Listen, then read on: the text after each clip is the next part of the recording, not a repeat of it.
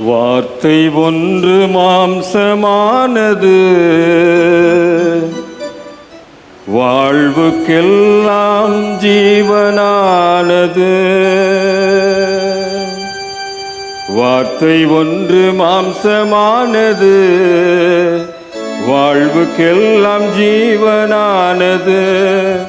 அதுதானே நம் வாழ்வில் வானமுதமானது. அதுதானே நம் வாழ்வின் வானமுதமானது. காலங்கள் தோறும் காட்சிகள் மாறும், வார்த்தைகள் மாறாததே. வாழ்நிலையெல்லாம் சூழ்நிலை மாறும், வார்த்தைகள் மாறாததே. காலங்கள் தோறும் காட்சிகள் மாறும், வார்த்தைகள் மாறாததே. வாழ்நிலையெல்லாம் சூழ்நிலை மாறும், வார்த்தைகள் மாறாததே. அதுதானே நம் வாழ்வில் வானமுதமானது. அதுதானே நம் வாழ்வில் வானமுதமானது. வார்த்தை ஒன்று மாம்சமானது, வாழ்வுக்கெல்லாம் ஜீவனானது. வார்த்தை ஒன்று மாம்சமானது, வாழ்வுக்கெல்லாம் ஜீவனானது. அதுதானே நம் வாழ்வில் வானமுதமானது. அதுதானே நம் வாழ்வில் வானமுதமானது. குடும்பமாய் அமர்ந்திருக்கின்ற திருச்சபை குடும்பத்தினரை அன்போடு கூட வாழ்த்துகின்றேன். இந்த குடும்ப திருவிருந்து வழிபாட்டிலே பங்கு பெறுகின்ற உங்களை பிதா குமாரன் பரிசுத்தாவின் திருப்பெயரிலே ஆசீர்வதிப்பதிலே வாழ்த்துவதிலே மிகுந்த மகிழ்ச்சி அடைகின்றேன். பொதுவாக குடும்ப ஞாயிறு என்பது டிசம்பர் மாதத்தின் நிறைவு ஞாயிற்றுக்கிழமை. ஆனால் இந்த திருச்சபை பாரம்பரியத்தின்படி டிசம்பர் மாதத்தின் முதல் ஞாயிற்றுக்கிழமையை இவ்விதமாக குடும்பமாக அமர்ந்து ஆலயத்திலே ஆண்டவரை வழிபடுவதற்கும், குடும்பமாக காணிக்கை படைப்பதற்கும், குடும்பமாக திருவிருந்திலே பங்கு பெறுவதற்கும் உரிய ஒரு நல்ல வாய்ப்பை நாம் ஆசரித்து வருகின்றோம். ஆகவே இந்த ஞாயிற்றுக்கிழமையிலே குடும்பமாய் ஆண்டவரை ஆராதிக்க வந்திருக்கின்ற உங்களை, ஆண்டவரை வழிபடுவதற்காய் குடும்பமாய் அமர்ந்திருக்கிற உங்களை மறுபடியுமாய் திருச்சபை குடும்பத்தின் தலைவராய் உங்களை வாழ்த்துவதிலே மகிழ்ச்சி அடைகின்றேன். இந்த வாரம் அட்வந்து காலத்தின் இரண்டாவது வாரம், இரண்டாவது ஞாயிற்றுக்கிழமை. இரண்டாவது ஞாயிற்றுக்கிழமை ஆண்டவருடைய வார்த்தை மாமிசமாக வெளிப்பட்டதை நினைவு கூறுகின்ற ஒரு ஞாயிற்றுக்கிழமை. முதல் ஞாயிற்றுக்கிழமை இறை வருகையை குறித்ததாக சிந்தனை. இரண்டாவது ஞாயிற்றுக்கிழமை ஆண்டவருடைய வார்த்தை, பழைய ஏற்பாட்டில் வெளிப்பட்ட அந்த வார்த்தை, தொடக்க காலத்திலே வெளிப்பட்ட அந்த வார்த்தை இன்றைக்கு மாமிசமாக மனு உரு ஏற்ற அந்த சூழலை சிந்திப்பதுதான் இரண்டாவது ஞாயிற்றுக்கிழமையினுடைய சிந்தனை. ஆகவே ஆண்டவருடைய வார்த்தையை தியானிப்பதற்கு முன்பதாக நாம் ஜெபிக்க போகிறோம். குடும்பமாய் நீங்கள் அமர்ந்திருக்கிறபடியினாலே உங்களுடைய குடும்ப உறவுகளோடு கைகளை கோர்த்து கொள்ளுங்கள். ஆண்டவருடைய வார்த்தை நம்மை நோக்கி கடந்து வரப்போகின்றது. ஆகவே நாம் குடும்பமாக ஆண்டவருடைய வார்த்தையை கேட்கப் போகிறோம் என்று சொல்லி உங்களுடைய குடும்ப பக்கத்து வீட்டோட கை சேர்க்காதீங்க, உங்கள் குடும்பத்து மக்களோட கை கோர்த்துக்கங்க. நான் தனியாக தான் வந்திருக்கேன் அப்படின்னா உங்கள் ரெண்டு கையும் கோர்த்துக்கங்க, வேறு வழி இல்லை. நான் தனியாக தான் உட்காந்துருக்கேன் அப்படின்னா ரெண்டு கையும் கோர்த்துக்கங்க. குடும்பமாக உங்களுடைய கணவன் மனைவி அல்லது உங்களுடைய பிள்ளைகள் உங்களுடைய பெற்றாரோடு கை சேர்த்துக்கணும். நம்ம ஆண்டவரை நோக்கி ஜெபிக்க போகிறோம். ஆண்டவருடைய வார்த்தை நம்மை நோக்கி கடந்து வருகின்ற ஒரு நேரம். அந்த வார்த்தை மாமிசமாகி கிருபையினாலும் சத்தியத்தினால் நிறைந்தவராய் வெளிப்பட்டதை தியானிக்க போகின்றோம். ஆண்டவருடைய வார்த்தை வல்லமை உள்ளது. ஆண்டவருடைய வார்த்தை ஆற்றல் நிறைந்தது. அந்த வார்த்தை நம்மை நோக்கி கடந்து வருகின்ற ஒரு நேரம். ஆகவே குடும்பமாய் நாம் ஆண்டவருடைய வார்த்தையை பெற்றுக்கொள்ளப் போகின்றோம். கரங்களை கோர்த்து நாம் ஆண்டவரை நோக்கி பார்ப்போம். கண்களை மூடுவோம். உங்களுடைய கரங்கள் உங்களுடைய குடும்ப உறவுகளோடு இணைந்திருக்கின்ற ஒரு நேரம். அன்பின் ஆண்டவரே, வார்த்தையாய் இந்த உலகத்தில் வெளிப்பட்ட உம்முடைய வல்லமை இப்பொழுதும் எங்களை நோக்கி கடந்து வருகின்றதை நாங்கள் உணர்கிறோம். ஒரு நாளும் வெறுமையாய் திரும்பாத உம்முடைய வார்த்தை எங்களை நோக்கி கடந்து வருகின்றதை நாங்கள் உணர்கிறோம். உம்முடைய வார்த்தை என்ன நோக்கத்தோடு இந்த உலகத்திற்கு அனுப்பப்பட்டதோ அந்த நோக்கம் நிறைவேறுகின்ற வகையிலே நாங்கள் எங்களை மறு அர்ப்பணம் செய்வதற்கு இந்த நேரத்திலே எங்களோடு கூட பேசும். உம்முடைய வார்த்தை ஆண்டவரே அமர்ந்த மெல்லிய சப்தமாய் எங்களுடைய செவிகளிலே துணிக்கட்டும். அந்த வார்த்தையின் ஆற்றல் எங்கள் ஒவ்வொருவரையும் எங்களுடைய குடும்பத்தையும் ஆளுகை செய்யட்டும்.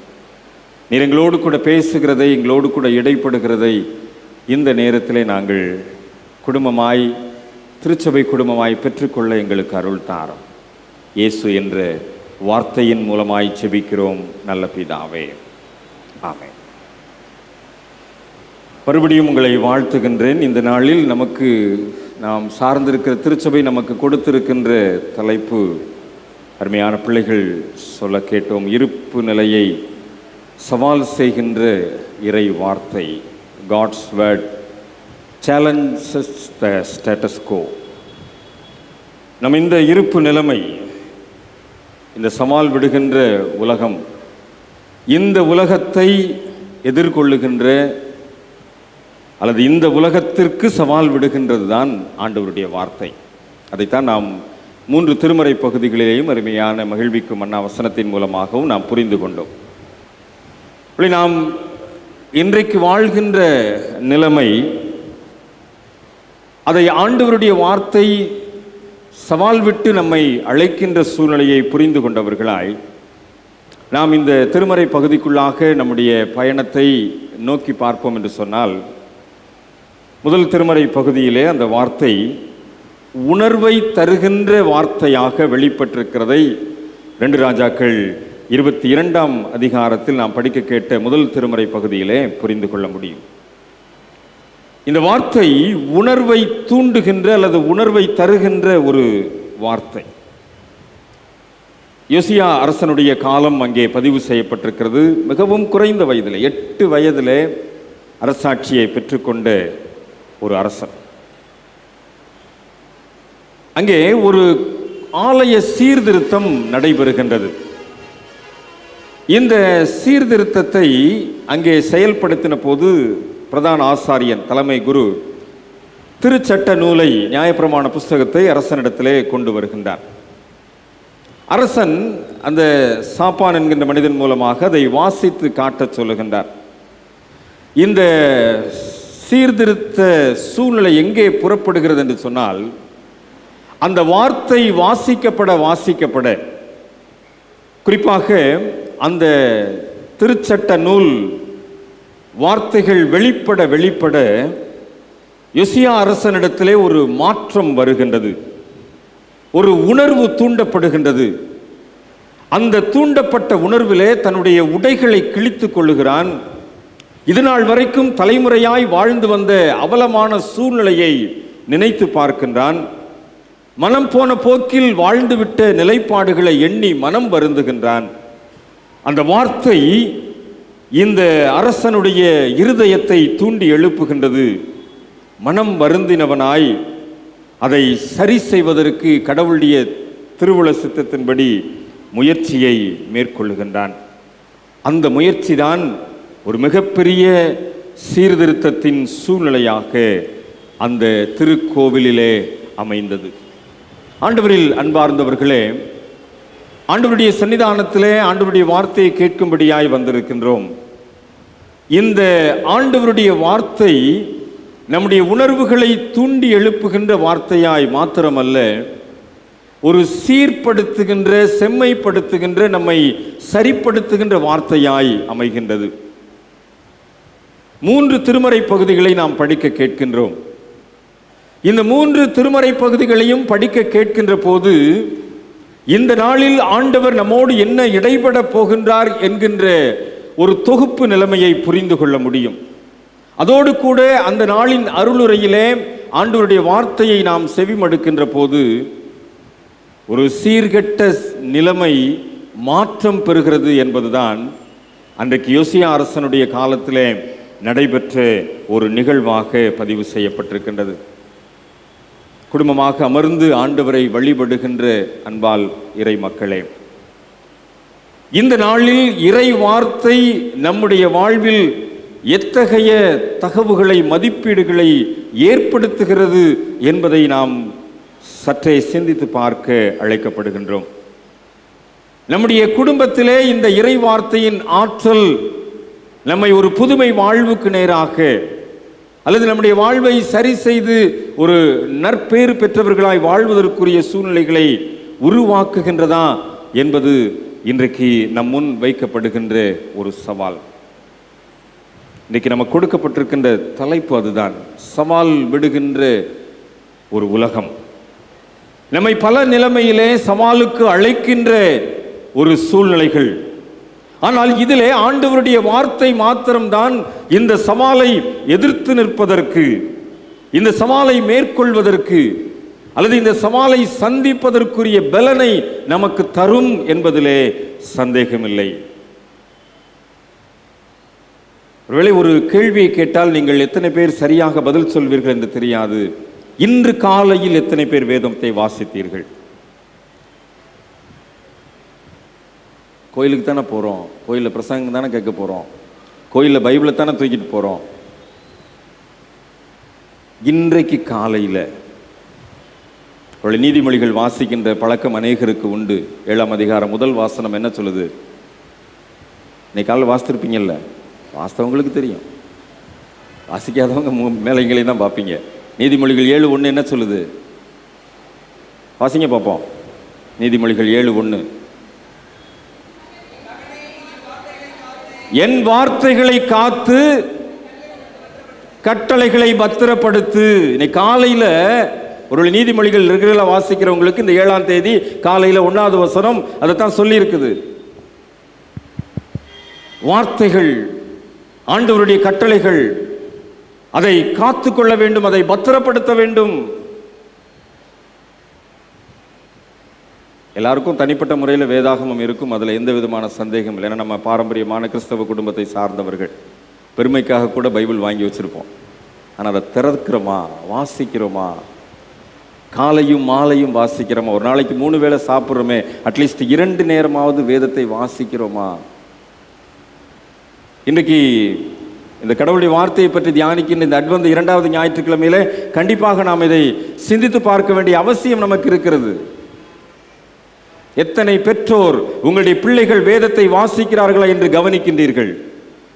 எத்தனை பெற்றோர் உங்களுடைய பிள்ளைகளுக்கு முன்பதாக நீங்கள் வேதத்தை திறந்து வாசித்துக் கொண்டிருக்கிறீர்கள்? எத்தனை பெற்றோர் நீங்கள் பிள்ளைகளை வேதத்தை வாசிக்கும்படி உணர்த்துகின்றீர்கள்? இன்னைக்கு பைபிள் படிச்சியா, இன்னைக்கு பைபிள் படிச்சியா? எத்தனை பெற்றோர் உங்களுடைய பிள்ளைகளுக்கு கேள்விகளை கேட்டு கேள்வி கணைகளின் மூலமாய் வேதத்தை படிக்க வைக்கின்றீர்கள்? திருமறை வார்த்தை சீர்திருத்தத்தை அன்றைக்கு யோசியா அரசனுடைய காலத்திலே கொண்டு வந்தது. அந்த வார்த்தையின் ஆற்றல் தான் ஒரு மிகப்பெரிய திருக்கோவிலின் சீர்திருத்தத்தை அங்கே நடைமுறைப்படுத்தியது. தனிப்பட்ட முறையில் வேதத்தை வாசித்துட்டு குடும்பமாக அமர்ந்து வேதத்தை வாசிக்கின்ற பழக்கம் இன்றைக்கு எத்தனை குடும்பங்களிலே இருக்கின்றது? குடும்பமாக இன்றைக்கு ஆலயத்தில் அமர்ந்திருக்கிறோமே, ஒருவருக்கொருவர் கேள்வி கேட்டுக்கொள்வோம். இன்னைக்கு குடும்பமாக உட்கார்ந்து வேதத்தை வாசித்தோமா? குடும்பமாக உட்கார்ந்து வேதத்தை தியானித்தோமா? அன்பானவர்களை, நாம் சவால் விடுகின்ற உலகத்திலே வாழ்ந்து கொண்டிருக்கிறோம். சவாலை எதிர்ப்பதற்குரிய ஒரே திராணி இந்த வேத வார்த்தையின் மூலமாகத்தான் நமக்கு கிடைக்கின்றது. இந்த வேத வார்த்தை தான் நாம் இந்த சவால் விடுகின்ற உலகத்தை எதிர்கொள்வதற்குரிய தகுதியையும் அந்த அச்சாரத்தையும் நமக்கு தருகின்றது. அன்றைக்கு யோசியா அரசன் வார்த்தைகளின் மூலமாய் அவனுடைய உணர்வுகள் தூண்டப்பட்டது. உணர்வுகளிலே கடவுளுடைய வார்த்தையின் ஆற்றல் கிளம்பியது. அங்கே ஒரு மிகப்பெரிய சீர்திருத்தத்தின் சூழ்நிலை வெளிப்பட்டது. அந்த புரிந்து கொள்ளுதலோடு கூட இன்றைக்கு நாம் நம்முடைய திருப்பயணத்தை தொடருவோம் என்று சொன்னால் நிச்சயமாக ஆண்டவருடைய ஆற்றல் நம்மை பலப்படுத்தும் என்பதிலே சந்தேகமில்லை. எசாயா தீர்க்கதரிசியின் புஸ்தகத்திலே 55ஆம் அதிகாரம் மிகவும் தெளிவாக ஒரு வார்த்தை பதிவு செய்யப்பட்டிருக்கு. எசாயா 55ஆம் அதிகாரம்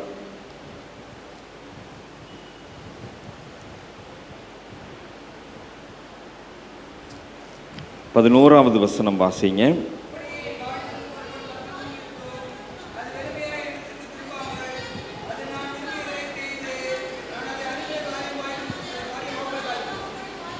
இந்த வார்த்தை என்ன செய்யுமா? ஆண்டவர் என்ன விரும்புகிறாரோ அவருடைய வாயிலிருந்து புறப்பட்டு வசனம் அது வெறுமையாய் திரும்புவதில்லை, அது நான் விரும்புகிறதை செய்து அதை அனுப்பின காரியமாகும்படி வாய்க்கும். இந்த வார்த்தையை படிக்கின்ற போது ஆண்டவர் என்ன விரும்புகின்றாரோ, நம்முடைய குடும்பத்திற்கு ஆண்டவர் என்ன விரும்புகின்றாரோ, இந்த குடும்பம் இப்படித்தான் இருக்கணும், இந்த குடும்பம் இப்படித்தான் வாழணும் அப்படின்னு சொல்லி ஆண்டவர் விரும்புவார் இல்லையா? நம்ம விரும்புறதில்லை. இன்னைக்கு பல நேரத்தில் நம்முடைய குடும்பம் இப்படித்தான் இருக்கணும் நம்ம நினைச்சு தான் தோற்று போய்விடுகிறோம். ஆகவே ஆண்டவர் விரும்புகின்ற குடும்பமாக நம்முடைய குடும்பத்தை அமைத்துக் கொள்ளுகின்ற போது இந்த வார்த்தை தான் என்ன செய்யும்? நமக்கு உதவி செய்யும். ஆக இந்த வார்த்தையை நாம் குடும்பமாக அமர்ந்து படிக்கின்ற போது, இந்த வார்த்தையை நாம் குடும்பமாக அமர்ந்து தியானிக்கின்ற போது ஆண்டவர் விரும்புகின்ற காரியத்தை நம்முடைய குடும்பத்திலே அந்த வார்த்தை செய்யும். இந்த வாயிலிருந்து புறப்படுகின்ற வசனம் அது வெறுமையாய் திரும்புவதில்லை. அப்ப நம்ம குடும்பமா உட்கார்ந்து அந்த ஆண்டவருடைய வார்த்தையை வாசித்தோம் என்று சொன்னால், குடும்பமாக அமர்ந்து ஆண்டவருடைய வார்த்தையை நாம் தியானித்தோம் என்று சொன்னால், அந்த வார்த்தை என்ன செய்யாது? வெறுமையா போகாது. ஆண்டவர் விரும்புகின்ற காரியத்தை நம்முடைய குடும்பத்திலே அது நிறைவேற்றும். இப்போ எவ்வளவு நாள் நம்ம அதை மிஸ் பண்ணியிருக்கிறோம், எவ்வளவு நாள் நாம் அதை இழந்து போயிருக்கிறோம். ஆண்டவருடைய வார்த்தையை நாம் குடும்பமாக அமர்ந்து வாசிக்காமல், ஆண்டவர் விரும்புகின்ற குடும்பமாய் நம்முடைய குடும்பம் இல்லாமல் எத்தனை நாள் நாம் தோற்று போயிருக்கின்றோம். இன்னைக்கு நாம் அதை சிந்தித்து பார்த்து கொள்வது அவசியமாய் இருக்கிறது. அதை நாம் சீர்தூக்கி பார்த்து இனி வருகின்ற காலங்களிலே அதை நடைமுறைப்படுத்த வேண்டியது அத்தியாவசியமாய் இருக்கின்றது. ஆண்டவர் விரும்புகின்ற குடும்பமாய் நம்முடைய குடும்பம் இருக்க வேண்டும் என்று சொன்னால், ஆண்டவர் விரும்புகின்ற காரியம் நம்முடைய குடும்பத்திலே நடைபெற வேண்டும் என்று சொன்னால், ஆண்டவருடைய வசனம் நம்முடைய வார்த்தையிலே, நம்முடைய வாழ்க்கையிலே, நம்முடைய குடும்பத்திலே வாசிக்கப்பட வேண்டும். வாயிலிருந்து புறப்படுகின்ற வசனம், அதுக்கு ஒரு உதாரணத்தை தான் அதுக்கு முந்தின வசனத்தில் சொல்லியிருக்கிறார். மாரியும் உறைந்த மழையும் வானத்திலிருந்து இறங்கி அவிடத்துக்கு திரும்பாமல் பூமியை நனைத்து அதில் முளை கிளம்பி விளையும்படி செய்து விதைக்கிறவனுக்கு விதையும் புசிக்கிறவனுக்கு ஆகாரத்தையும் சேர்க்கிறது எப்படியோ. பனி விழுகுது, இப்போ பனி விழுகிற காலம். வெளியில் பைக்கை வச்சுட்டு போனோம்னா திரும்பி வந்து பார்த்தோம்னா ஈரமாக இருக்கும். அந்த பனி என்ன செய்யாது? ஒரு நாளும் திரும்பி போகாது. நம்ம தான் அதை துடைக்கணும். மழை பெய்யுது, மழை பெஞ்சு தண்ணிலாம் தேங்குது. அந்த பெய்கிற மழை அப்படியே மேலே மறுபடியும் என்ன செய்யறதில்ல? போகிறதில்ல. தண்ணி தேங்கி கிடக்குது, அதுக்குள்ளே தான் நம்ம நடந்து போகிறோம். அது எப்படி நமக்கு ப்ராக்டிக்கலாக இருக்குதோ அது மாதிரி ஆண்டவருடைய வார்த்தை மேலிருந்து வருகின்ற போது அப்படியே இருக்கும். அப்போ நம்ம குடும்பத்தில் அந்த வார்த்தையை வாசிக்கும் போது அந்த வார்த்தை நம்ம குடும்பத்தில் அப்படியே தங்கும். அந்த வார்த்தை அப்படியே செயல்படும். அந்த வார்த்தை அப்படியே உயிரோட்டமுள்ளதாக இருக்கும். இப்போ வாசிக்கலைனா, தியானிக்கலைனா, வேதத்தை தூக்கலை அப்படின்னா வெறுமையாய் போகும், வெற்றிடமாகிவிடும். ஆக இந்த வார்த்தை நமக்கு இன்றைக்கு கற்றுக் கொடுக்கின்ற காரியம், இந்த வார்த்தையை நாம் குடும்பமாய் அமர்ந்து வாசிக்கின்ற போது, குடும்பமாய் அமர்ந்து தியானிக்கின்ற போது, இந்த வார்த்தை இந்த வானத்து பனியை போல அது எப்படி இறங்கி அப்படியே இருக்கின்றதோ அப்படியே நம்முடைய குடும்பத்தில் தங்கும். அப்படியே இந்த வார்த்தை நம்முடைய வாழ்க்கையில் நிறைவேறும். நமக்கு வேலை இருக்குங்க, இல்லைன்னு சொல்லலை. நமக்கு அவசர அவசரமாக போக வேண்டிய காரியம் இருக்கு, உள்ள இல்லைன்னு சொல்லலை. ஆனால் அந்த வார்த்தைக்கு கொடுக்க வேண்டிய முக்கியத்துவத்தை, இந்த வார்த்தைக்கு கொடுக்க வேண்டிய நேரத்தை, இந்த வார்த்தைக்கு கொடுக்க வேண்டிய சமயத்தை நாம் கொடுக்க வேண்டியது அவசியமாக இருக்கிறது. இந்த ஞாயிற்றுக்கிழமையிலே நாம் சற்று நம்மை ஆராய்ந்து பார்ப்போம். இது நாள் வரைக்கும் எங்களுடைய குடும்பமாக வேதத்தை நாங்கள் தனித்தனியாக வாசித்திருக்கிறோம். ஆனால் குடும்பமாக உட்கார்ந்து வாசிக்கலைன்னு சொன்னீங்கன்னா இன்றைக்கு நீங்கள் ஒரு தீர்மானம் எடுத்துக்கொள்ளுங்கள். இன்றைக்கு இரவிலே குடும்பமாக அமர்ந்து வேதத்தை வாசியுங்கள். அந்த வசனம் அப்படியே உங்களுடைய குடும்பத்தில் தங்கி இருக்கும், அப்படியே உங்களுடைய குடும்பத்தில் கிரியை செய்யும். அந்த வாக்குத்தத்தங்கள் அப்படியே உங்களுடைய குடும்பத்தில் ஆம் என்றும் ஆமேன் என்றும் கிரியை செய்யும்.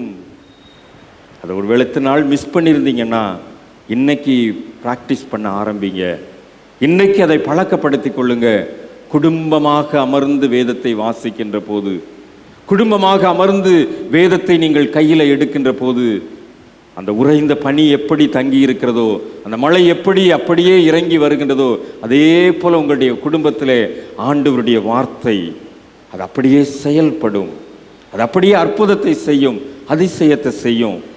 இந்த வசனம் ஒரு நாளும் வெறுமையாய் திரும்புவதில்லை. தீர்க்கதரிசி மிகவும் தெளிவாக சொன்ன ஒரு காரியம். ஒரு நாளும் வெறுமையாய் திரும்பாத கடவுளுடைய வார்த்தை. அந்த வார்த்தையை தான் நாம் இன்றைக்கு தியானித்து கொண்டிருக்கின்றோம். ஒருவேளை இந்த வார்த்தையை நாம் தியானிக்கின்ற போது, எப்படி அன்றைக்கு அந்த யோசியா அரசனுடைய காலத்தில் அந்த ஒரு மிகப்பெரிய ஒரு மகிமையின் சீர்திருத்தம் நடைபெற்றதோ, அதுபோல இன்றைக்கு நம்முடைய குடும்பத்தில், நம்முடைய தனிப்பட்ட ஜீவியத்தில் அப்படிப்பட்ட ஒரு சீர்திருத்தத்தை ஆண்டவர் இன்றைக்கு அனுமதிக்க விரும்புகின்றார். நாம் படிக்க கேட்ட 3வது திருமறை பகுதியை நாம் எடுத்துக்கொள்வோம். 3வது திருமறை பகுதி லூக்கா 1ஆம் அதிகாரத்திலே பதிவு செய்யப்பட்டிருக்கிறதான ஒரு பகுதி. 67 முதல் 80 வரைக்கும் உள்ள பகுதி. இந்த லூக்கா 1ஆம் அதிகாரத்தில் 67 முதல் இருக்கின்ற இந்த வசனங்கள் சகரியாவின் பாடல் என்று சொல்லப்படுகின்றது. திருமறையிலே குறிப்பாக கிறிஸ்மஸ் காலங்களிலே அதிகமான பாடல்கள் இடம்பெறுகின்றதை நாம் அறிந்திருக்கின்றோம். மரியாளின் பாடல் உண்டு, சிமியோனின் பாடல் உண்டு, தேவதூதர்களின் பாடல் உண்டு. அதுபோல இது சகரியாவின் பாடல். அந்த 67ஆம் வசனம் அப்படித்தான் தொடங்குகிறது.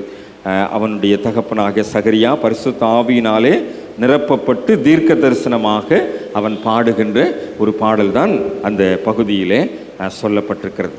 இந்த சகரியாவினுடைய பாடலுக்குரிய ஒரு பின்னணியம் உண்டு. நமக்கு அந்த வரலாறு ஓரளவிற்கு தெரியும். சகரியா அபியா என்ற ஒரு வகுப்பை சார்ந்தவர்.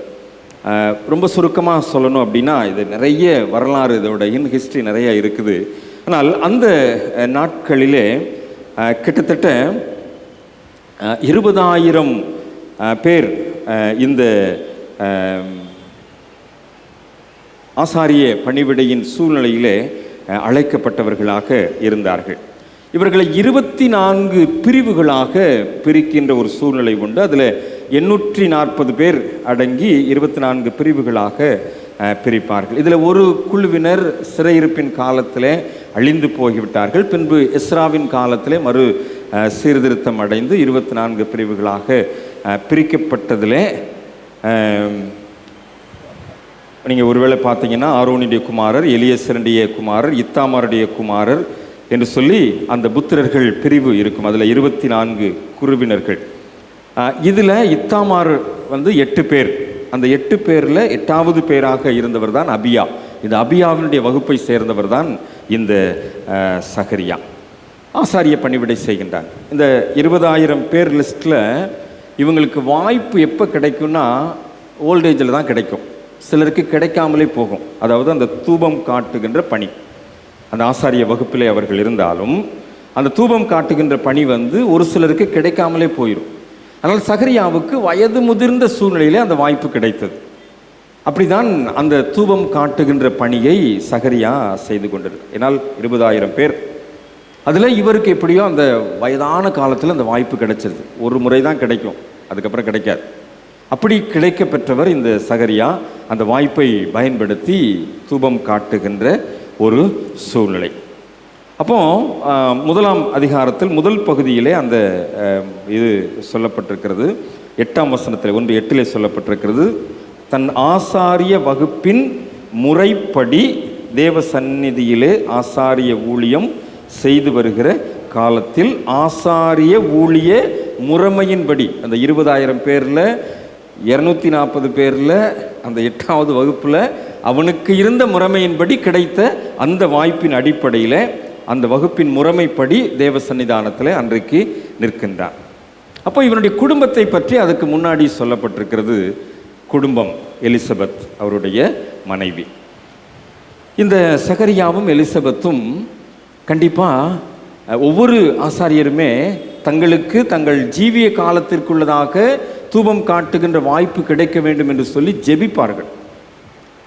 சாகிறதுக்குள்ள அந்த வாய்ப்பு எனக்கு கிடைச்சிடணும் அப்படின்னு சொல்லி. அப்போ அவங்களுடைய ஜெபம் கேட்கப்பட்டது என்று தான் சொல்ல வேண்டும். அவர்களுக்கு அந்த வாய்ப்பு கிடைத்தது. ஆனால் குடும்பத்தை பற்றி ஒரு குறிப்பு 7ஆம் வசனத்திலே சொல்லப்பட்டிருக்குது. எலிசபெத் எப்படி இருந்தாங்க? மலடியா இருந்தபடியினால் அவர்களுக்கு பிள்ளை இல்லாதிருந்தது. இருவரும் வயது சென்றவர்களாயும் இருந்தார்கள். அவங்க குழந்தை இல்லாத ஒரு சூழ்நிலை. அப்போ 2 பேரும் தனியாக தான் வாழ்ந்திருக்கிறாங்க வயதாகிற வரைக்கும். ஒருவேளை இவங்களுடைய வயது மூப்பின் சூழ்நிலையிலும் இந்த குடும்ப வாழ்விலே அவர்கள் எப்படியாவது பலிபீடத்திலே அந்த தூபம் காட்டுகின்ற வாய்ப்பு கிடைக்க வேண்டும் என்று சொல்லி அவர்கள் ஜெபித்து அந்த வாய்ப்பை பெற்றுக்கொள்ளுகின்றார்கள். அப்போ தூபம் காட்டுகின்ற அந்த நாள் வருகின்றது, அந்த முறைமை வருகின்றது.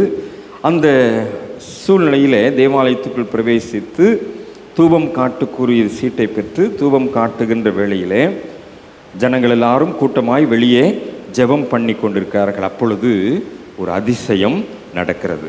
என்ன நடக்குது? கர்த்தருடைய தூதன் தூப பீடத்தின் வலது பக்கத்தில் நின்று அவனுக்கு தரிசனமாகின்றார். அப்போ சகரியா அந்த தூதனை பார்த்துறார். அவனை பார்த்து பயப்படுகின்றார்.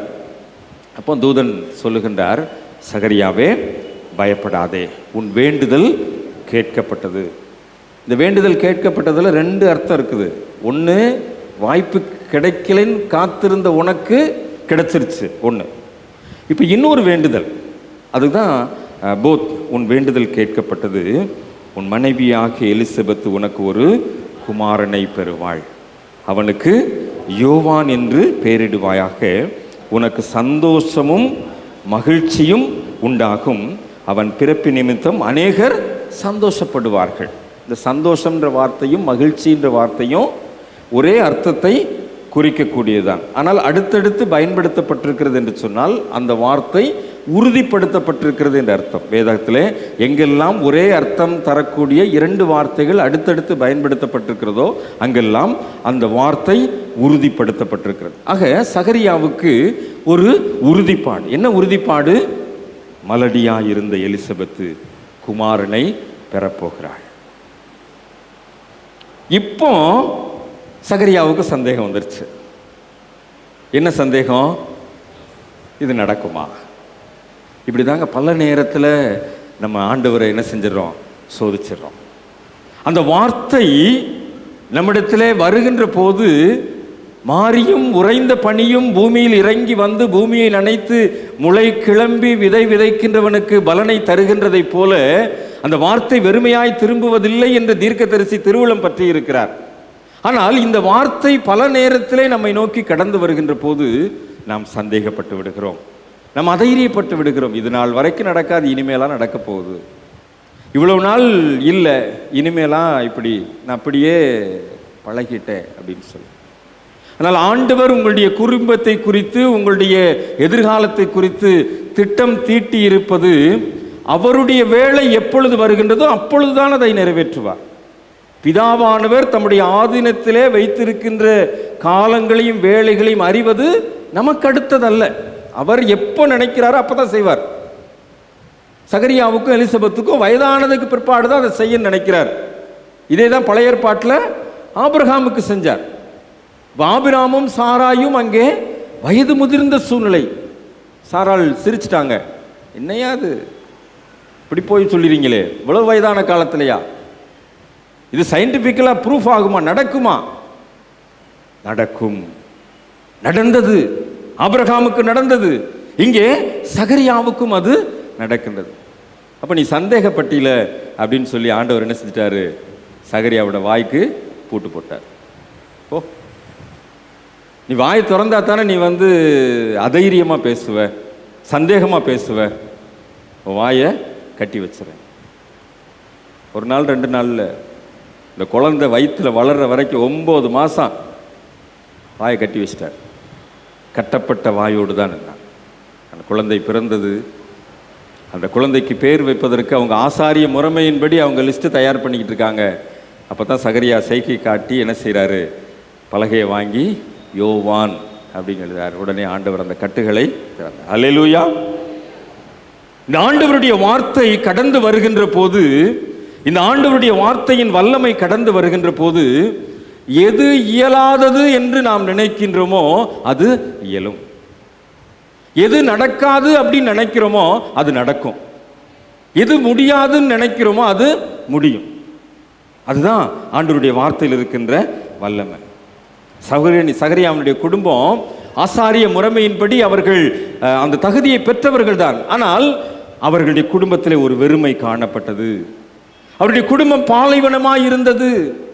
அவருடைய குடும்பத்திலே ஒரு தனிமை காணப்பட்டது. அவருடைய குடும்பத்தில் ஒரு இயலாமை இருந்தது. எத்தனை நாள் இந்த எலிசபெத் மற்ற குழந்தைகளை பார்த்து கண்ணீர் வடித்திருப்பார்கள். எத்தனை நாள் இந்த எலிசபெத் குழந்தைகளுடைய வளர்ப்பு நிலைமையை குறித்து தனக்கும் இப்படி இல்லையே என்று சொல்லி யோசித்திருப்பார்கள். ஆனால் ஆண்டவருடைய வார்த்தை சொல்லுகின்றது, உங்களுடைய இருப்பு நிலைமைக்கு சவால் விடுகின்ற வார்த்தை இன்றைக்கு உங்களை நோக்கி கடந்து வருகின்றது. நீங்க என்ன நிலைமையில இருக்கிறீங்களோ அந்த நிலைமைக்கு சவால் விடுகின்ற வார்த்தை தான் ஆண்டவருடைய வார்த்தையாய் உங்களை நோக்கி கடந்து வருகிறது.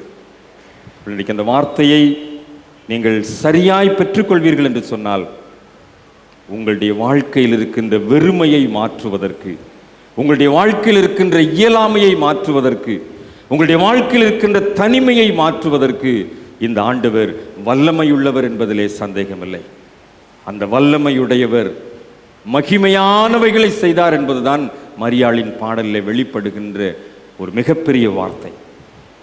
இந்த வார்த்தை அன்றைக்கு சகரியாவை நோக்கி கடந்து வந்தது உண்மை.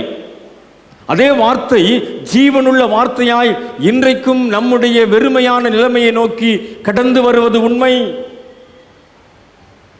இன்றைக்கும் நம்முடைய வார்த்தையின் அந்த ஆழத்தை நாம் புரிந்து கொள்ளுகின்ற போது அந்த வார்த்தையின் வல்லமை அன்றைக்கு சகரியா எலிசபெத்திற்கு அற்புதம் செய்ததை போல இன்றைக்கு நம்முடைய குடும்பத்திலே அற்புதம் செய்யும் என்பதிலே சந்தேகமில்லை. காரணம், the God's word challenges the status quo. அதை சேலஞ்ச் பண்ணுதுங்க. இன்றைக்கு உங்களுடைய ஸ்டேட்டஸ் கோவை சேலஞ்ச் பண்றதுதான் the word of God. இன்றைக்கு நம்முடைய இருப்பு நிலைமையை சவால் விடுவதுதான் ஆண்டவருடைய வார்த்தை. இன்றைக்கு நீ தனிமையா இருக்கிறீல, ஆண்டவருடைய வார்த்தை சவால் விடுது, நீ தனிமையா இல்ல. இன்றைக்கு நீ கஷ்டத்தோட இருக்கிறல, ஆண்டவருடைய வார்த்தை சவால் விடுகிறது, நீ கஷ்டப்படுவதில்லை. இன்றைக்கு நீ வெறுமையா இருக்கிறல, ஆண்டவருடைய வார்த்தை கடந்து வருகின்றது, நீ வெறுமையா இருப்பதில்லை. உன்னுடைய பாலைவனத்தை சோலைவனமாய் மாற்றும்படியாய், உன்னுடைய துக்கத்தை சந்தோஷமாய் மாற்றும்படியாய், உன்னுடைய தனிமையை களிப்பாயாய், உன்னுடைய வேதனையை களிப்பாய் மாற்றும்படியாய் இந்த வார்த்தை கடந்து வருகின்றது என்பதை நாம் மறந்து போக வேண்டாம். இதை அனுபவித்தவர் அன்றைக்கு ஆசாரிய முறைமையின்படி பிறந்து வளர்ந்த சகரியாவினுடைய குடும்பம். இன்னைக்கு குடும்பமாய் அமர்ந்திருக்கின்றோம். குடும்பமாய் அமர்ந்து ஆண்டவருடைய வார்த்தைகளை தியானித்துக் கொண்டிருக்கின்றோம். அதனாலதான் முதல்லையே உங்களுடைய கரங்களை பிடிச்சு நீங்க ஜெபம் பண்ணுங்கன்னு சொன்னேன். இந்த வார்த்தை கடந்து வருகின்ற போது நம்முடைய குடும்பத்தில் அது அப்படியே நடக்கும். இந்த வார்த்தை கடந்து வருகின்றது போது இந்த வார்த்தையில் இருக்கின்ற வல்லமை நம்முடைய குடும்பத்தில் இருக்கின்ற இயலாமைகளை மாற்றும், நம்முடைய குடும்பத்தில் இருக்கின்ற தனிமைகளை மாற்றும், நம்முடைய குடும்பத்தில் இருக்கின்ற நாம் நினைத்திராத காரியங்கள் இயல்பு நிலைமைக்கு கடந்து வரும் என்பதிலே சந்தேகமில்லை. பிரச்சனைகளோடு போராட்டங்களோடு இன்றைக்கு நாம் வாழ்ந்து கொண்டிருக்கிறோம். தனிமையிலே வெறுமையிலே வாழ்ந்து கொண்டிருக்கிறோம்.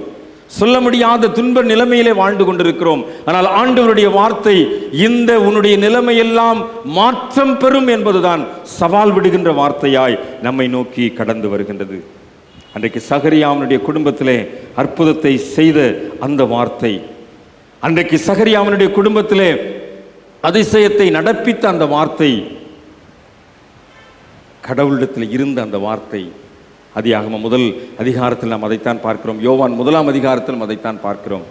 அந்த வார்த்தை கடவுளிடத்தில் இருந்தது.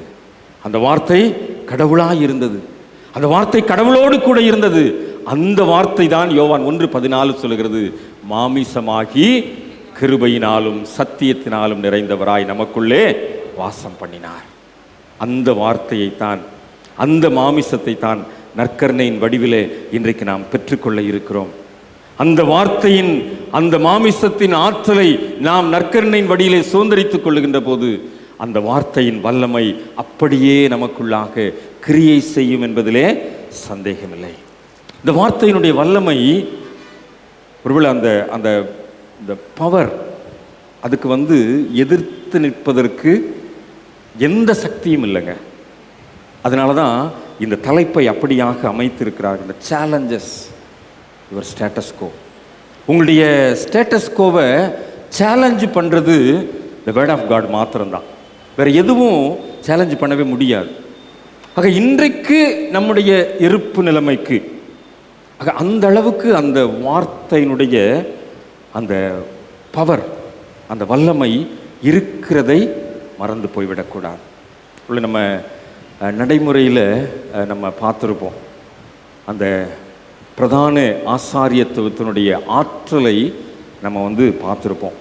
அது அதிகாரம் அல்ல, அது அந்த கடவுளுடைய வல்லமையை அல்லது கடவுளுடைய ஆற்றலை வெளிப்படுத்துகின்ற ஒரு காரியம். ஒருவேளை நீங்கள் நம்முடைய வழிபாட்டில் நீங்கள் பார்ப்பீர்கள். உதாரணமாக பாடகர் குழு பவனியாக வருகின்ற போது பாடகர் குழுவினர் முன்னாடி வருவாங்க, பின்னாடி பயிற்சி மாணவர்கள் வருவாங்க, அதுக்கு பின்னாடி ஆயர்கள் வருவாங்க. கடைசியாக வர்றது யார் வருவா? அதிலே நீங்கள் தெரிஞ்சுக்கலாம், யார் கடைசியாக வர்றாங்களோ அவங்க தான் அன்னைக்கு அப்பம் பிட்குதல் பகுதியை நடத்துவாங்க. த சீஃப் ப்ரீஸ்ட் தான் கடைசியாக வருவாங்க. ஸோ அவங்க தான் உள்ளே சில பாரம்பரியத்தின் அடிப்படையில் முதல்ல பலிபீடத்துக்கு போவாங்க. அந்த பாரம்பரியமே இன்றைக்கும் நம்முடைய ஆலயத்தில் நிறைவேற்றப்படுகிறது. த சீஃப் ப்ரீஸ்ட் யார் அப்பம் பிட்குதல் பகுதியை நிறைவேற்றாங்களோ அவங்க தான் பலிபீடத்திற்குள்ளே முதல்ல நுழைவாங்க. ஸோ நுழைந்து அதற்கு பிற்பாடு மற்றவர்கள் உள்ளே நுழைவார்கள். ஸோ அவங்க தான் அப்சல்யூஷன் கொடுக்கணும். பாவ அறிக்கை மக்கள் செய்த பிற்பாடு அந்த பாவத்தை மன்னிக்கின்ற அந்த இது மனிதன் மூலமாக வெளிப்படுகின்ற வார்த்தை அல்ல, அதிகாரத்தினால் வெளிப்படுகின்ற வார்த்தை அல்ல. இதுதான் அந்த கடவுளுடைய வார்த்தையில் இருக்கிற அந்த வல்லமை. ஆக அந்த சீஃப் ப்ரீஸ்ட் தான் என்ன செய்வாங்க, அங்கே அந்த பாவத்தை மன்னிக்கின்ற வசனங்களை வாசித்து அந்த பாவ விமோசனத்தை அறிவிப்பார்கள். இன்னும் ஆங்கிலிக்கன் சர்ச்சில் இன்னும் ரொம்ப அது ட்ரெடிஷ்னலாக இருக்கும். ஆனால் நம்முடைய ஆலயங்கள்லையும் அதை நாம் கடைப்பிடிக்கின்றோம். ஒருவேளை இன்றைக்கு சீஃப் ப்ரீஸ்ட் நான் அப்படின்னா, இதே இடத்துல பேராயர் வருகின்ற போது அவங்க அந்த சீஃப் ப்ரீஸ்டாக இருப்பாங்க. அவங்க அந்த பொறுப்பை எடுத்துக்கொள்வார்கள். ஆக அந்த சீஃப் ப்ரீஸ்ட் தான் கடைசி ஆசீர்வாதத்தை சொல்லுவாங்க. அந்த கடைசி ஆசீர்வாதம் சொல்லுவது என்பது அந்த பிரதான ஆசாரியன் ஆசீர்வதித்து அனுப்புகின்ற ஒரு அடையாளம். இது இந்த பவர் கிடையாது. அந்த பவர்னா இந்த அத்தாரிட்டி என்கின்ற சூழ்நிலையில் இது இந்த வேர்ட் ஆஃப் காட்லேருந்து வருகின்ற அந்த பவர், இந்த கடவுளுடைய வல்லமை இப்படியாக வெளிப்படுகின்றதை நாம் புரிந்து கொள்கிறோம். இந்த மீட்டிங்ஸ் நடக்கும்போது, கமிட்டிஸ் நடக்கும்போது அந்த இது பதிவு செய்வோம், மினிட்ஸ் பதிவு செய்வோம். அந்த மினிட்ஸ் பதிவு செய்துட்டு கடைசியில் முடிக்கும்போது கடைசி ஜெபம் ஆசீர்வாதத்தோடு அந்த கூட்டம் முடிந்ததாக பதிவு செய்வோம். அப்போ முடியும் போது அந்த closing prayer offered by so and so அப்படின்னு போட்டுட்டு பொதுவாக பேராயத்தில் என்ன செய்வோம் அப்படின்னு சொன்னால், the benediction pronounced by the reverend bishop அப்படிங்கிற வார்த்தையை போடுவோம். அது என்ன அர்த்தம் அப்படின்னா, அந்த ப்ரொனவுன்ஸ்டு பை ரிவியர்ட் பிஷப் அப்படின்னா அதுக்கு மேலே யாரும் பேசக்கூடாது அப்படிங்கிறதா. அந்த ப்ரொனவுன்ஸ் அந்த பிஷப்புக்கு தான் அந்த அத்தாரிட்டி இருக்குது. அவர் ப்ரொனவுன்ஸ் பண்ணிட்டார் அப்படின்னா அதுக்கு மேலே no more argument, no more words. So அதுதான் நம்முடைய ஆசாரியத்துவ முறைமையில் சொல்லப்படுகின்ற ஒரு காரியம். ஸோ அந்த ப்ரொனவுன்ஸ் அது கடவுளுடைய வார்த்தையிலிருந்து வருகின்ற அந்த வல்லமை. இப்போ கடைசி ஆசீர்வாதம் சொன்னதுக்கு பிற்பாடு அதுக்கப்புறம் நோ மோர் வேர்ட்ஸ், அவ்வளோதான். அந்த கடைசி ஆசீர்வாதம் தான், அதுதான் மக்களுடைய மனதிலே நின்று கடைசி வரைக்கும் அவர்கள் இல்லம் செல்லுகின்ற வரைக்கும். ஒரு வீட்டில் போய் அந்த ஆசீர்வாதத்தை போடுறோம் அப்படின்னா அந்த வீட்டில் போய் அந்த ஆசீர்வாதத்தை பகிர்ந்து கொள்ளுகின்ற வரைக்கும். ஸோ அதனால தான் இந்த சீஃப் ப்ரீஸ்டோட ஒர்க்கு அல்லது சீஃப் ப்ரீஸ்டோட ரோல் என்பது மிக மிக முக்கியமாய் கடவுளுடைய வார்த்தையோடு தொடர்புடைய ஒரு பணியாக அமைகின்றது. ஆக இந்த குடும்பத்தின் தலைவராக, இந்த திருச்சபை குடும்பத்தின் தலைவராக இன்றைக்கு குடும்பமாக அமர்ந்து ஆண்டவரை ஆராதிக்கின்ற திருச்சபையின் பிள்ளைகளோடு கூட நான் பகிர்ந்து கொள்ளுகின்ற காரியம், இன்றைக்கு குடும்பமாக அமர்ந்து நாம் ஆண்டவருடைய வார்த்தைகளை கேட்டது மாத்திரமல்ல, குடும்பமாக நாம் ஆண்டவருடைய சமூகத்தில் நம்முடைய காணிக்கைகளை படைத்து குடும்பமாக நாம் திருவிருந்தில் பங்கு பெறுகின்ற போது, ஆண்டவரே இந்த வார்த்தையின் வல்லமை எங்களுடைய குடும்பத்தில் தங்க வேண்டும், இந்த வார்த்தையின் வல்லமை எங்களுடைய குடும்பத்திற்கு ஆசீர்வாதமாக இருக்க வேண்டும், இந்த வார்த்தையின் வல்லமை எங்களுடைய குடும்பத்தின் உணர்வுகளிலே அது ஆழமாக வேரூன்றி செயல்பட வேண்டும் என்று சொல்லி நாம் நம்மை அர்ப்பணிக்கின்ற போது, நாம் நம்மை அழுத்தமாக நினைக்கின்ற போது, நிச்சயமாக அந்த வார்த்தை அப்படியே வெறுமையாய் திரும்பாமல் ஆண்டவர் என்ன நினைத்தாரோ அதை நம்முடைய குடும்பத்திலே நிறைவேற்றும். அதில் எந்த சந்தேகமே இல்லை. நீதிமொழிகள் 7:1 இன்றைக்கி நம்ம காலையில் வாசித்தது தான். இந்த வார்த்தைகளை பத்திரப்படுத்துகின்ற போது, அதை காத்து கொள்ளுகின்ற போது அந்த வார்த்தை என்ன செய்து நம்மிடத்தில் அப்படியே தங்குகின்றது, அப்படியே அது நம்மிடத்தில் அப்பியாசப்படுத்தப்படுகின்றது, அது அப்படியே செயல்படுகின்றது. ஆக அந்த வார்த்தைக்கு எதிராக அல்லது அந்த வார்த்தைக்கு சேலஞ்சா, அந்த வார்த்தைக்கு சவால் விடுகின்ற வகையில் வேறு எதுவுமே இல்லை. அப்போ அந்த சீஃப் பிரீஸ்ட் அல்லது அந்த பிஷப் அல்லது அந்த பிரதான ஆசாரியன் சொன்ன அந்த வார்த்தையின் அந்த காரியங்கள் ஆற்றலாய் திருச்சபை குடும்பத்தினரை ஆளுகை செய்கின்ற போது, கடவுளுடைய வார்த்தையில் இருக்கின்ற அந்த மகிமை நம் அனைவரையும் ஆளுகை செய்கின்றது. அந்த கடவுளுடைய வார்த்தையில் இருக்கின்ற அந்த வல்லமை அன்றைக்கு சகரியாவினுடைய குடும்பத்தில் அற்புதம் செய்ததைப் போல இன்றைக்கும் இந்த பலிபீடத்தில் குடும்பமாக முழங்கால் போடுங்க. ஆண்டவரே, எங்கள் குடும்பத்தில் இன்றைக்கி இந்த குறைவு இருக்குது சுவாமி, எங்கள் குடும்பத்தில் இன்றைக்கு இந்த தேவை இருக்குது சுவாமி, எங்கள் குடும்பத்தில் இப்படிப்பட்ட பிரச்சனை இருக்குது ஆண்டவரே. அன்றைக்கு சகரியாவின் குடும்பத்தில் அன்றைக்கு பலிபீடத்தில் தூவம் காட்டுகின்ற போது அற்புதம் செய்த ஆண்டவர், இன்றைக்கி நாங்கள் குடும்பமாக பலிபீடத்தில் முழங்கால் படிட்டு இருக்கிறோம், எங்கள் குடும்பத்துக்கு அற்புதம் செய்யுங்க ஆண்டவரே என்று சொல்லி நாம் குடும்பமாக ஆண்டவருடைய சமூகத்தில் முழங்கால் படிட்டு கேட்டோன்னு சொன்னால், சகரியாவினுடைய குடும்பத்தில் அற்புதம் செய்த ஆண்டவர் இன்றைக்கு உங்களுடைய குடும்பத்திலையும் இன்றைக்கு அற்புதம் செய்ய வல்லமையுள்ளவர். ஏனென்றால் நேற்றும் இன்றும் என்றும் மாறாத ஆண்டவரைத்தான் நாம் வழிபடுகின்றோம். அந்த ஆண்டவர் தான் நம்முடைய ஆண்டவர், அவர்தான் ஜீவனுள்ளவராய் இன்றைக்கும் நம்மோடு கூட வாழ்ந்து கொண்டிருக்கிறார். ஒருவேளை இன்றைக்கு குடும்பமாக ஆண்டவரை ஆராதிக்கின்ற போது, குடும்பமாக ஆண்டவருடைய சமூகத்தில் செலவிடுகின்ற போது, குடும்பமாக ஆண்டவருடைய சமூகத்தில் பலிபீடத்தில் ஆண்டவருடைய சாக்கிரமத்தை நாம் பெற்றுக்கொள்ளுகின்ற போது, அந்த குடும்பத்தில் ஒரு மகிழ்ச்சியை, அந்த குடும்பத்தில் ஒரு சந்தோஷத்தை, அந்த குடும்பத்தில் ஒரு சமாதானத்தை ஆண்டவர் கொடுப்பார். அதில் எந்த விதமான சந்தேகம் இல்லை. நம்ம எல்லாருக்கும் தெரிந்த பாடல், சேர்ந்து பாடலாமா? இயேசுவின் குடும்பம் ஒன்று உண்டு, அன்பு நிறைந்திடும் இடம் உண்டு. அந்த குடும்பத்தில் பிரச்சனை இல்லை, அந்த குடும்பத்தில் போராட்டம் இல்லை, அந்த குடும்பத்தில் தோல்வி இல்லை, அந்த குடும்பத்தில் சண்டை சச்சரவுகள் இல்லை, அந்த குடும்பத்தில் வியாதி இல்லை, அந்த குடும்பத்தில் வறுமை இல்லை, அந்த குடும்பத்தில் போராட்டங்கள் இல்லை. இயேசுவின் குடும்பத்தில் என்ன உண்டு? சந்தோஷம் உண்டு. இயேசுவின் குடும்பத்தில் சமாதானம் உண்டு. சேர்ந்து பாடலாமா? இயேசுவின் குடும்பம் ஒன்று உண்டு, அன்பு நிறைந்திடும் இடம் உண்டு. இயேசுவின் குடும்பம் ஒன்று உண்டு, அன்பு நிறைந்திடும் இடம் உண்டு. இன்பமுண்டு, சமாதானம் உண்டு, வெற்றி உண்டு, துதி பாடல் உண்டு. இன்பமுண்டு, சமாதானம் உண்டு, வெற்றி உண்டு, துதி பாடல் உண்டு. ராஜாதி ராஜா இயேசு என்றென்றும் ஆண்டிடுவார். ராஜாதி ராஜா இயேசு என்றென்றும் ஆண்டிடுவார். இயேசுவின் குடும்பம் ஒன்று உண்டு, அன்பு நிறைந்திடும் இடம் உண்டு. இயேசுவின் குடும்பம் ஒன்று உண்டு, உண்டு, அன்பு நிறைந்திடும் இடம் உண்டு.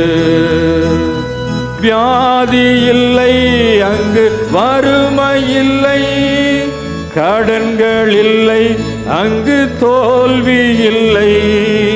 வியாதி இல்லை அங்கு, வறுமை இல்லை, கடன்கள் இல்லை அங்கு, தோல்வி இல்லை. ராஜாதி ராஜா இயேசு என்றென்றும் ஆண்டிடுவார்.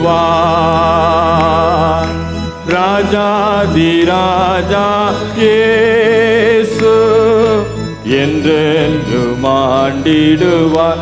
கரங்களை கோர்த்து சொல்லலாமா? உங்கள் குடும்பத்தில் இயேசுவின் உங்களுடைய கரங்களை கோர்த்துக்கங்க. உங்களுடைய குடும்பத்தின் உறவுகளோட கரங்களை கோர்த்து, நம்ம இயேசுவின் குடும்பம், அன்பு நிறைந்த குடும்பம், சமாதானம் நிறைந்த குடும்பம். இயேசுவின் குடும்பம் ஒன்று உண்டு, அன்பு நிறைந்திடும் இடம் உண்டு. கரங்களை கோர்த்தபடியே கண்களை மூடி ஆண்டவரை நோக்கி பார்ப்போம். இயேசுவின் குடும்பமாக அழைக்கப்பட்டிருக்கிறோம். இம்மானுவேல் ஆலயத்தின் குடும்பம் இயேசுவின் குடும்பம். இந்த இம்மானுவேல் ஆலயத்தின் குடும்பம் அன்பு நிறைந்த குடும்பம். இந்த குடும்பத்திலே சண்டை இல்லை, தோல்வி இல்லை, குறைவுகள் இல்லை, பிரச்சனை இல்லை. சமாதானத்தையும் சந்தோஷத்தையும் தருகிற ஆண்டவர் ராஜாதி ராஜாவாய் வீற்றிருக்கிறார். இந்த ராஜாதி ராஜா நம் மத்தியிலே கடந்து வந்திருக்கிறார். குடும்ப உறவுகளோடு கைகளை கோர்த்த நிலைமையிலே இன்றைக்கு நாம் பெற்றுக்கொண்ட வார்த்தை, அன்றைக்கு சகரியாவின் குடும்பத்திலே செய்த அற்புதத்தை இன்றைக்கு நம்முடைய குடும்பங்களிலே செய்யும்படியாக ஆண்டவர் வார்த்தையாய் நம் மத்தியிலே கடந்து வந்திருக்கிறார். அவருடைய வார்த்தையின் வல்லமை நம்மை ஒவ்வொருவரையும் சந்திக்கின்ற ஒரு நேரம். ஆண்டவரே, நான் வெறுமையோடு கூட வந்திருக்கிறேன் சுவாமி, தனிமையாய் வந்திருக்கிறேன் ஆண்டவரே, தோல்வியோடு கூட வந்திருக்கிறேன் சுவாமி. எங்களுடைய குடும்பத்திலே கடன் பாரத்தோடு நாங்கள் வாழ்ந்து கொண்டிருக்கிறோம். அன்றாடம் பொருளாதார பிரச்சனைகளை சிக்கி தவித்துக் கொண்டிருக்கிறோம்.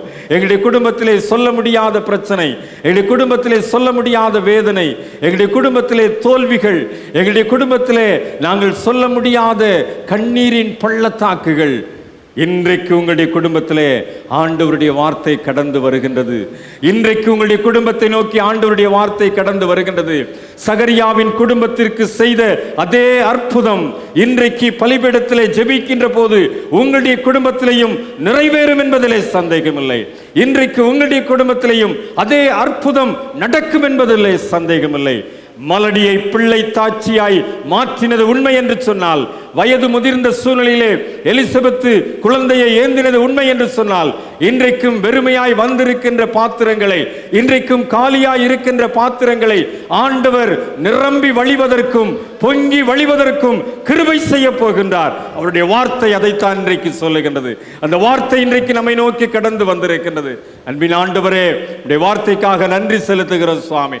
இன்னைக்கு வெறுமையாய் வந்திருக்கிறோம், தனிமையாய் அமர்ந்திருக்கிறோம், வேதனையோடு கூட, கண்ணீரோடு கூட, கவலையோடு கூட வாழ்ந்து கொண்டிருக்கின்றோம். உம்முடைய வார்த்தை சகரியாவினுடைய குடும்பத்திலே அற்புதம் செய்த அந்த வார்த்தை இன்றைக்கு எங்களுடைய குடும்பத்திலே அதே அற்புதத்தை செய்யும்படியாய், அதே அதிசயத்தை நிகழ்த்தும்படியாய், எங்களுடைய வெறுமையை மாற்றும்படியாய், தனிமையை மாற்றும்படியாய், கண்ணீரின் பள்ளத்தாக்கை மாற்றும்படியாய் ஆண்டவரே உம்மை நோக்கி பார்க்கிறோம் சுவாமி. இன்னைக்கு யாரெல்லாம் அப்படிப்பட்ட உணர்வோடு கூட இப்படி பலிபீடத்தில் முழங்கால் படியிட்டு குடும்பமாய் நற்கருணையிலே பங்கு பெறுகின்றார்களோ, அப்படி குடும்பத்தில் ஆண்டவர் இன்றைக்கு ஒரு அற்புதத்தை செய்வீராக, அதிசயத்தை செய்வீராக. அதிசயமானவராய் இந்த உலகத்திலே பிறந்த இயேசு கிறிஸ்துவின் நாமத்தில் ஜெபிக்கிறோம் நல்ல பிதாவே, ஆமென்.